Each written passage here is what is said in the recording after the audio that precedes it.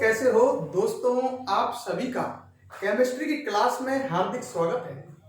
दोस्तों, मेरा नाम संतोष साहू है और मैं आपको पढ़ाऊंगा केमिस्ट्री सब्जेक्ट। ठीक है दोस्तों, आज से आप सभी को जैसे ज्ञात है, हम 11th क्लास स्टार्ट करने जा रहे हैं और मैं आपको इतना वादा कर सकता हूं कि 11th क्लास की जो केमिस्ट्री सब्जेक्ट है उसको आपको ग्राउंड लेवल से बिल्कुल फाउंडेशन से पढ़ाना स्टार्ट करूंगा और लास्ट तक पढ़ाऊंगा। ठीक है, आपकी जो नींव है उसको मैं मजबूत से मजबूत बनाने की कोशिश करूंगा। तो दोस्तों, हम स्टार्ट करने जा रहे हैं 11th क्लास की केमिस्ट्री सब्जेक्ट।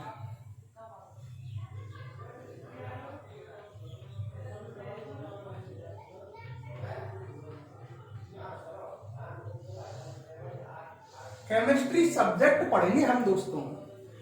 केमिस्ट्री को हिंदी में बोलते हैं रसायन विज्ञान।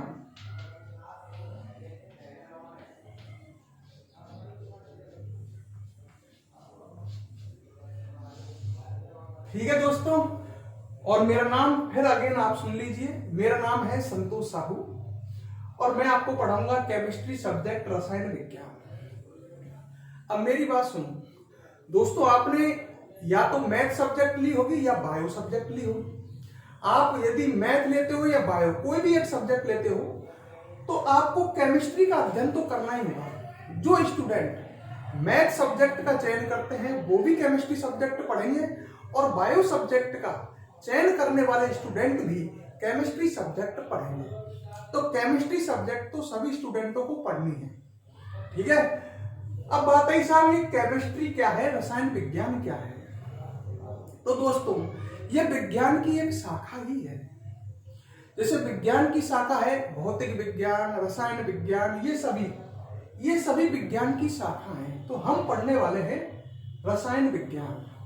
आपने साइंस ली है तो जो स्टूडेंट साइंस लेते हैं वो रसायन विज्ञान, जीव विज्ञान, भौतिक विज्ञान का अध्ययन करते हैं। तो हम स्टार्ट करेंगे रसायन विज्ञान सब्जेक्ट के बारे में, इसका अध्ययन करेंगे।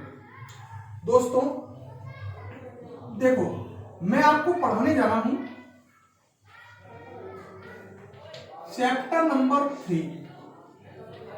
ठीक है, और जिसका नाम है आवर्त सारणी। क्लियर?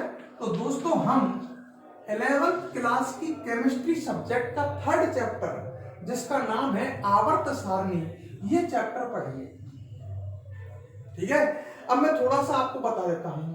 रसायन विज्ञान जो है इसके अंतर्गत तत्वों का अध्ययन करते हैं। सिंपल भाषा में कहें तो रसायन विज्ञान सब्जेक्ट के अंदर तत्वों का अध्ययन करते हैं। समझ गए? तत्व, लड़का कहता है कि साहब तत्व, तो आपको 10th क्लास में याद आया होगा, आपने आवर्त सारणी देखी होगी, उसमें बहुत सारे तत्व थे, 118 तत्व थे। ध्यान है क्या? इस तरह की एक सारणी बनाई थी और उस सारणी में तत्व लिखे हुए थे। ध्यान करो, तो तत्वों का अध्ययन करते हैं किसमें? रसायन विज्ञान में। ठीक है, तो मैं इसी चैप्टर को इसी वजह से ले रहा हूं। चैप्टर नंबर 3 मैंने इसी वजह से ये चैप्टर स्टार्ट किया है ताकि मैं आपको आवर्त सारणी के बारे में बताऊं, आपको तत्वों के बारे में बताऊं। आवर्त सारणी वाले इस चैप्टर में आप तत्वों के बारे में जानकारी हासिल करोगे, आप तत्वों के बारे में जानोगे। जब आप तत्वों के बारे में जान जाओगे तो फिर आपको आगे केमिस्ट्री सब्जेक्ट का अध्ययन आसानी से होगा। क्लियर? भाई, केमिस्ट्री सब्जेक्ट के अध्ययन के लिए तत्वों का अध्ययन जरूरी है, तत्वों की जानकारी जरूरी है कि हमारे आसपास या ये कहूं इस पृथ्वी पर कौन कौन से तत्व उपलब्ध हैं, उन तत्वों की जानकारी आवश्यक है। तो दोस्तों, ये स्टार्टिंग वीडियो है, आप सभी को हम पर विश्वास करके चलना होगा और हम आपके उज्जवल फ्यूचर के लिए अपनी तरफ से 100% कोशिश करेंगे। तो हम आज स्टार्ट तो कर ही लेते हैं चैप्टर नंबर 3 जिसका नाम है आवर्त सारणी।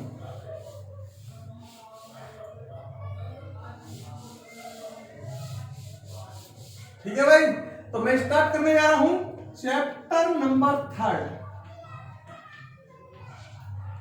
चैप्टर का नाम आपको बता दिया, आवर्त सारणी।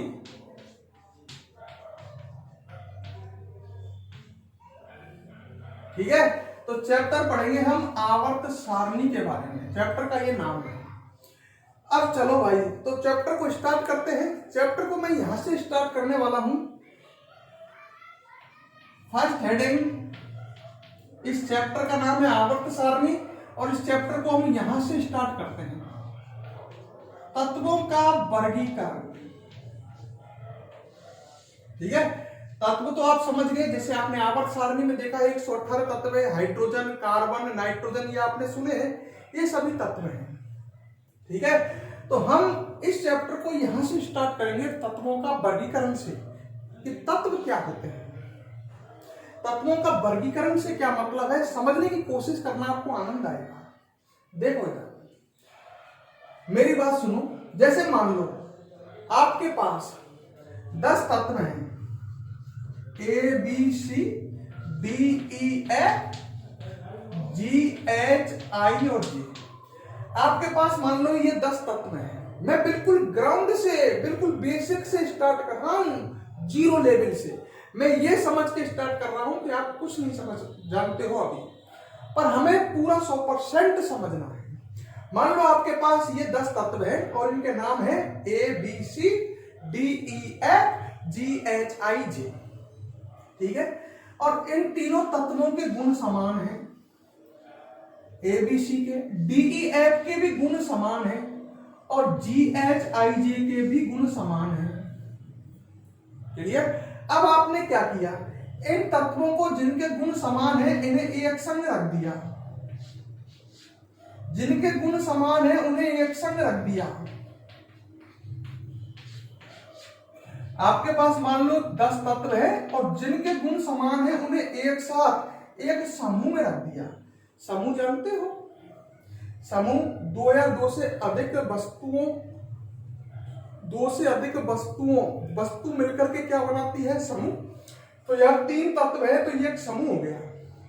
मैंने क्या किया है, ढंग से सुनो। मेरे पास 10 तत्व थे, जिन तत्वों के गुणों में, जो तत्वों में एक गुण एक जैसे थे, जिन तत्वों के गुणों में समानता थी, वे सभी तत्व मैंने एक संग रख दिए। मान लो इन तीनों तत्वों के गुणों में समानता थी तो ये एक साथ एक समूह में रख दिए। इनके गुणों में समानता थी, ये 3 एक साथ रख दिए, और इन चारों के गुणों में समानता थी, ये 4 एक साथ रख दिए। तो मैंने ये क्या किया है, वर्गीकरण। तो तत्वों के वर्गीकरण का मतलब समझ जाओ, आया समझ में? तत्वों के वर्गीकरण का मतलब यह है, वे तत्व जिनके गुणों में समानता हो, उन तत्वों को एक साथ एक समूह में रखें। एक साथ एक समूह में, जिनके गुणों में समानता है उनका एक समूह बना दिया। तो जिन तत्वों के गुणों में समानता है उन्हें एक साथ एक समूह में रखना क्या कहलाता है, तत्वों का वर्गीकरण कहलाता है। क्लियर?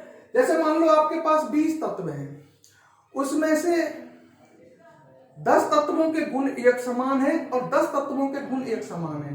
तो आपने 10 तत्वों को तो एक साथ रख दिया जिनके गुणों में समानता है, और जिन शेष 10 तत्वों के गुणों में समानता है उन्हें एक साथ रख दिया। तो आपने एक तरह से कितने समूह बना दिए, 2। एक में 10 तत्व हैं एक समूह में, दूसरे में भी 10 तत्व हैं। तो ये आपने क्या किया है, वर्गीकरण। तो जिन तत्वों के गुणों में समानता है उन तत्वों को एक साथ एक समूह में रखना तत्वों का क्या कहलाता है, वर्गीकरण कहलाता है। क्लियर? तो यहीं से स्टार्ट करते हैं। हेडिंग डालो, तत्वों का वर्गीकरण।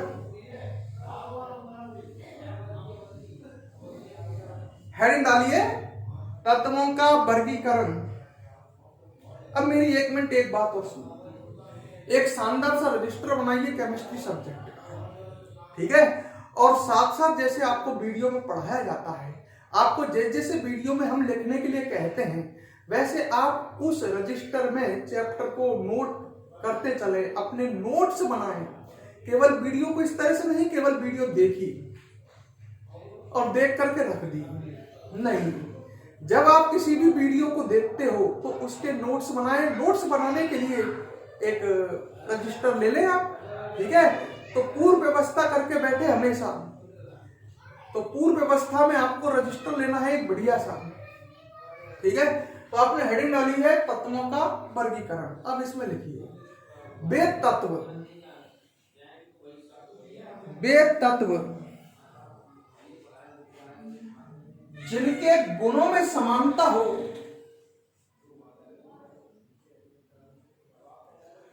वे तत्व जिनके गुणों में समानता हो,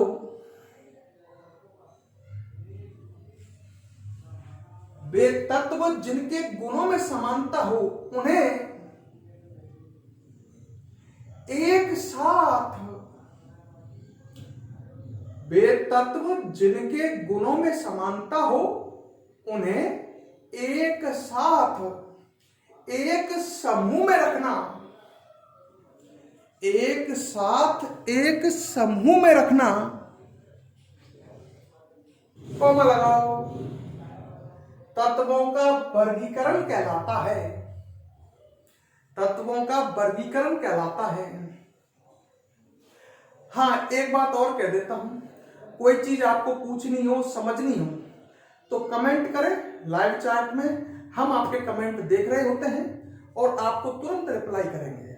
क्लियर? तो कोई भी चीज समझ में नहीं आए, देख लो एक बार फिर कह रहा हूं, कोई भी चीज समझ में नहीं आए तो पूछना आपको चाहिए, तभी टीचर को पता चलता है कि आपके क्या समझ में नहीं आया। अब आप ऑनलाइन चल पड़ रहे हो, हमारे सामने तो हो नहीं, कोई भी चीज समझ में नहीं आती है कमेंट बॉक्स में डालें, मैं आपको उस समस्या का आंसर दूंगा या आपसे कांटेक्ट करूंगा, आपसे बात करूंगा, आपने नंबर डालें। आपको कोई भी दिक्कत आती है, कोई भी चीज आपके समझ में नहीं आती है तो टीचर से कांटेक्ट करें और उसको समझें, ठीक है। इकट्ठा नहीं करना है हर चीज, फिर कह रहा हूं समझकर पढ़नी है और समझ करके ही नोट्स बनाने हैं। कोई समस्या आवे तो समस्या अगर आती है आपको तो कमेंट बॉक्स में डालें या टीचर के कांटेक्ट नंबर पर टीचर से कांटेक्ट करें। क्लियर? तो तत्वों का वर्गीकरण ये अपन ने लिखा और हमने समझा भी कि जिन तत्वों के गुणों में समानता हो उन्हें एक साथ एक समूह में रख दे तो ये क्या कहलाता है? तत्वों का वर्गीकरण कहलाता है। अब अगला टॉपिक आया इसमें,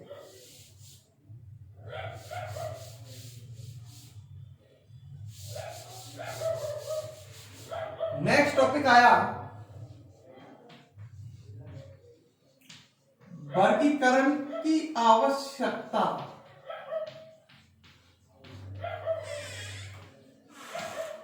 नेक्स्ट टॉपिक है वर्गीकरण की आवश्यकता, ठीक है। अब बात आई साहब वर्गीकरण की आवश्यकता क्यों पड़ी, तो मेरी बात को एक एक को समझना। देखो सन 1800 में, मैं बहुत पहले ले गया आपको, सन 1800 में, आज चल रहा है कितना 2021, तो लगभग आज से 220 साल पहले ले गया। सन 1800 में 31 तत्व ज्ञात थे भाई, मात्र 31 तत्व। क्लियर? जो वर्तमान में 118 है ना, तो सन 1800 में मात्र 31 तत्व ज्ञात थे। फिर आए अपन चलो 1865 में, उस समय ज्ञात तत्व बढ़ करके हो गए 63। भाई जैसे जैसे समय गुजरता गया, 1800 से 1865, 65 वर्ष गुजर गए और जैसे जैसे समय गुजरा तो आप समझ सकते हैं तत्वों की खोज होती गई। 1800 में 31 तत्व थे, वो 65 में, 1865 में वो 63 हो गए और वर्तमान में, समझ गए, वर्तमान में ये तत्व कितने हैं? 118 तत्व हैं। अब कोई पूछे आपसे कोई तत्व वर्तमान में कितने हैं, तो आपका आंसर क्या जाएगा? 118 तत्व। वर्तमान में 118 तत्व है। अब मुझे एक बात बताओ, मैं आपसे कहूं कि मान लो आपके पास सोचना, जैसे जैसे तत्वों की संख्या बढ़ी, तत्वों का अध्ययन सरल होता गया कि कठिन? कठिन। मान लो मैं आपसे कहूं कि दो तत्व है ए और बी, इनका अध्ययन करके आना है, आप कहोगे साहब बहुत आसानी से कर लेंगे। अब मैंने कहूं कि तत्व है भाई आपके पास 40, इनका अध्ययन करके आना है, तो कमजोर स्टूडेंट तो कहेंगे हमारे तो बस का काम है नहीं, 40 तत्वों का अध्ययन हो क्या। फिर मैंने कहा आपको 105 तत्वों का अध्ययन करना है। इंटेलिजेंट लड़का भी कहेगा हम पे ना वैसा भी 105 तत्वों का अध्ययन होगा क्या, मतलब आपको 105 तत्वों का कंप्लीट अध्ययन करके आना है।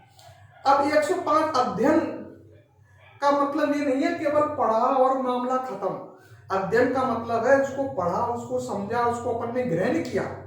105 तत्वों के इस तरह से अध्ययन, उसको कंप्लीट अपने अंदर दिमाग में उतारना पॉसिबल नहीं है। सोच लो बहुत कठिन कार्य है। तो मैं यही बात को आपको समझाता हूं भाई। प्रारंभ में 1800 में 31 ही तत्व थे, 1865 में ये तत्व 63 हो गए, 2021 में वर्तमान में ये तत्व कितने हो चुके हैं, 118।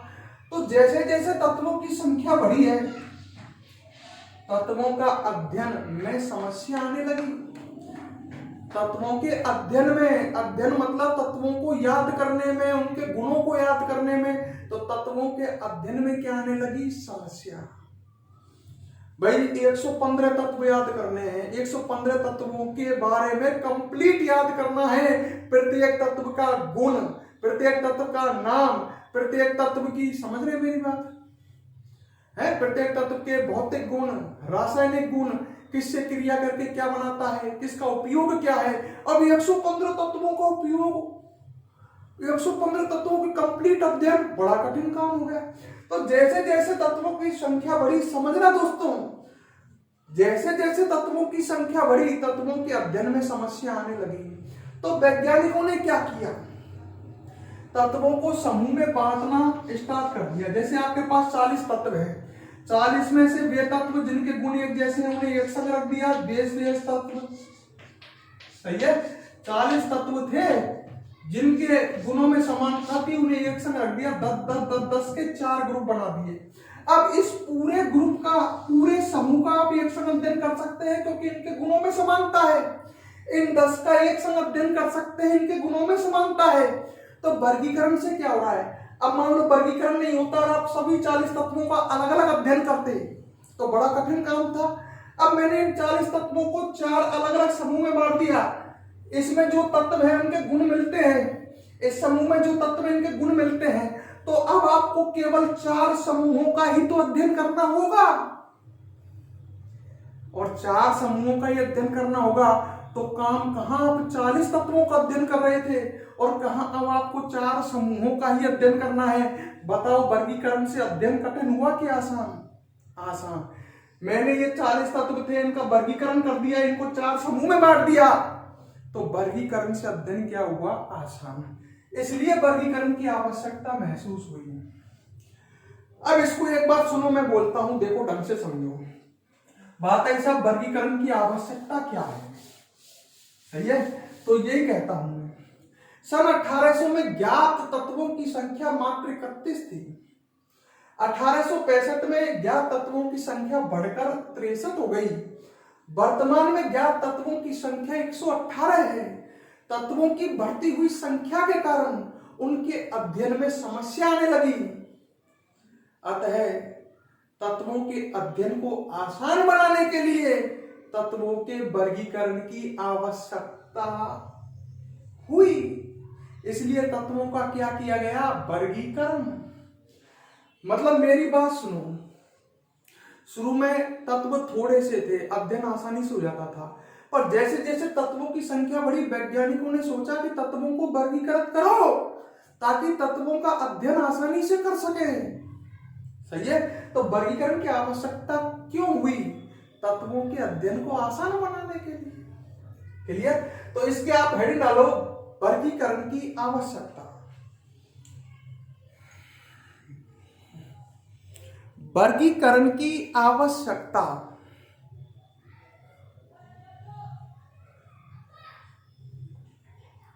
ठीक है। और इसमें लिखो, लिखो सन 1800 में,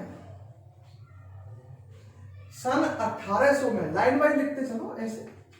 सन 1800 में मात्र 31 तत्व ज्ञात थे।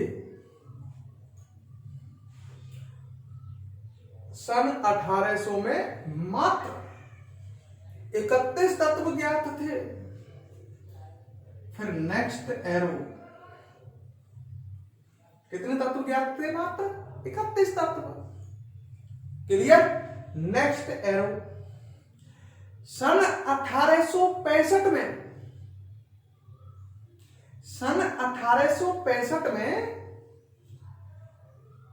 ज्ञात तत्वों की संख्या बढ़कर 63 हो गई। ज्ञात तत्वों की संख्या बढ़कर 63 हो गई। तो ध्यान रखना 1865 में ज्ञात तत्व कितने थे? 63 थे। तो सन 1865 में ज्ञात तत्वों की संख्या बढ़कर 63 हो गई। अब आगे लिखो, नेक्स्ट लाइन में आ जाओ। वर्तमान में ज्ञात तत्वों की संख्या 118 है।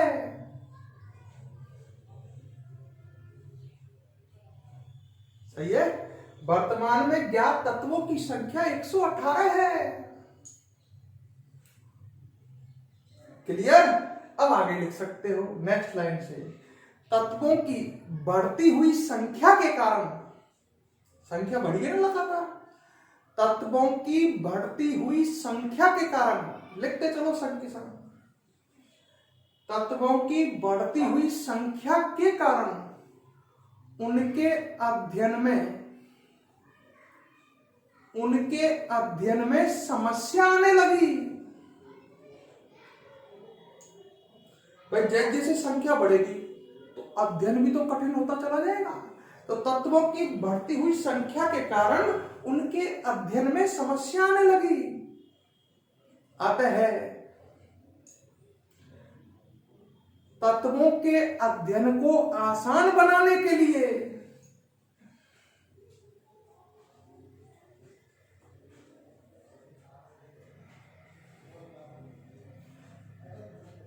तत्वों के अध्ययन को आसान बनाने के लिए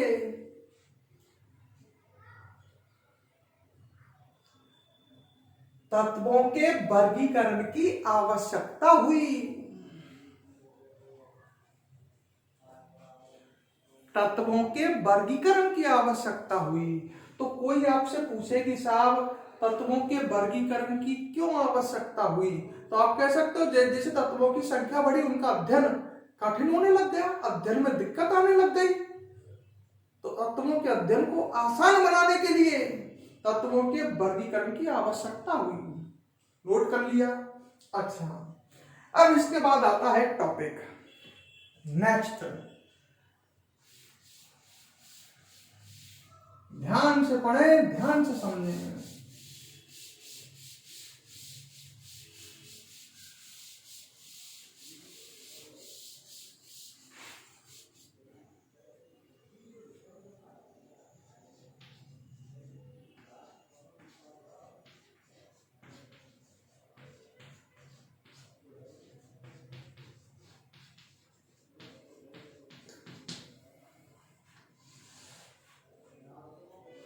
यह डालो कुछ महत्वपूर्ण तत्वों के वर्गीकरण, या ऐसे लिखो कुछ महत्वपूर्ण वर्गीकरण, ज्यादा बेस्ट ये रहेगा। तो नेक्स्ट हेडिंग डाल दो।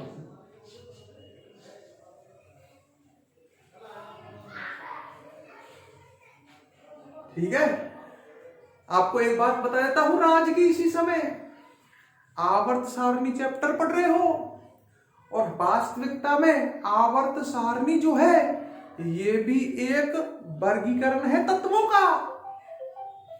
ये भी एक तत्वों का क्या है? वर्गीकरण है, और वो समझ में आएगा आपको धीरे धीरे। तो हम पढ़ रहे हैं कुछ महत्वपूर्ण वर्गीकरण। ठीक है, अब देखो आपको एक समझ में मेरी बात है। जैसे जैसे तत्वों की संख्या बढ़ी, आपने देखा 1800 में 31, 1865 में ज्ञात तत्व हो गए 63 और वर्तमान में 118।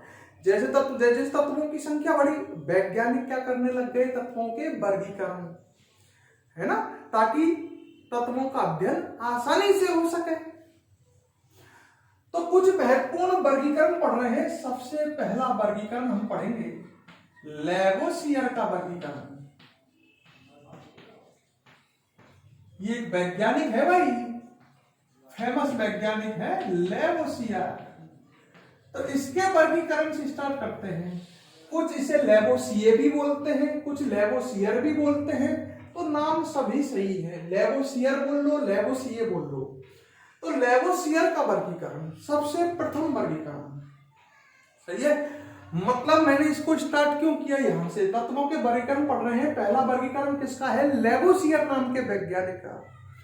देखो भाई साहब सुनो मेरी बात को, सर्वप्रथम तत्वों का वर्गीकरण इसी ने किया था, लेवोसियर ने। तो अपन कह सकते हैं प्रथम वर्गीकरण, मतलब सबसे पहले तत्वों को लेवोसियर ने ही वर्गीकृत किया था, सही है। इसने तत्वों को धातु व अधातु दो समूहों में बांटा था। जैसे मान लो 20 तत्व है, तो कुछ तत्व तो धातु में और कुछ तत्व किसमें बांट दिए, अधातु में। समझने की कोशिश करना। मतलब इसमें लेवोसियर ने जो तत्व थे उन तत्वों को दो समूहों में बांटा था, धातु और अधातु। तो कोई आपसे पूछे कि भाई सर्वप्रथम तत्वों का वर्गीकरण किसने किया था, तो इसको याद रखो कंपटीशन के हिसाब से कि सर्वप्रथम तत्वों का वर्गीकरण किया था लेवोसियर नाम के वैज्ञानिक ने। फिर पूछा है कोई इसने तत्वों को किन समूह में बांटा, तो आप कहोगे इसने तत्वों को दो समूह में बांटा, धातु और अधातु। जो तत्व, ढंग से सुनना, कठोर थे, चमकदार थे, जिनमें शाइनिंग थी, समझ गए, और जो विद्युत के चालक थे,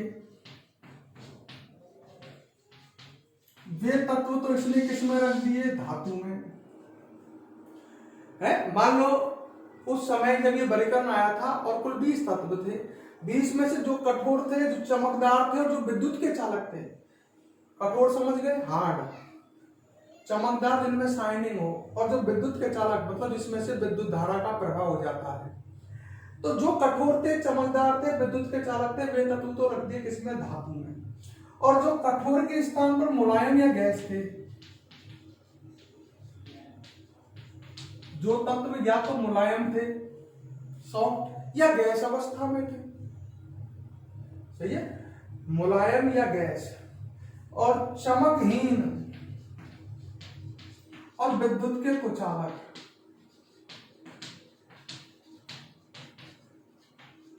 वे किसमें रख दिए, अधातु में।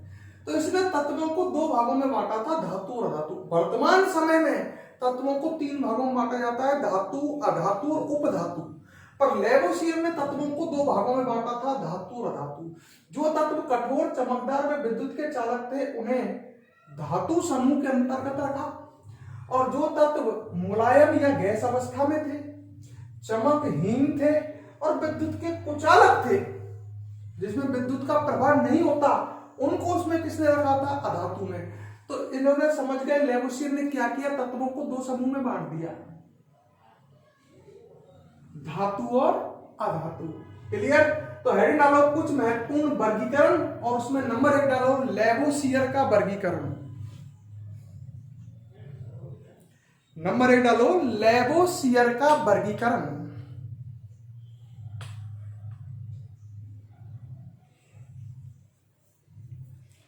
लेवोसियर का वर्गीकरण। अब इसमें लिखो नीचे, तत्वों को सर्वप्रथम लेवोसियर नामक वैज्ञानिक ने वर्गीकृत किया था। हाँ तो लिख ली लाइन पहली, सर्वप्रथम तत्वों को लेवोसियर नामक वैज्ञानिक ने वर्गीकृत किया था। लिख लिया। आगे लिखो, इसने तत्वों को धातु व अधातु 2 समूहों में वर्गीकृत किया था। इसने तत्वों को धातु व अधातु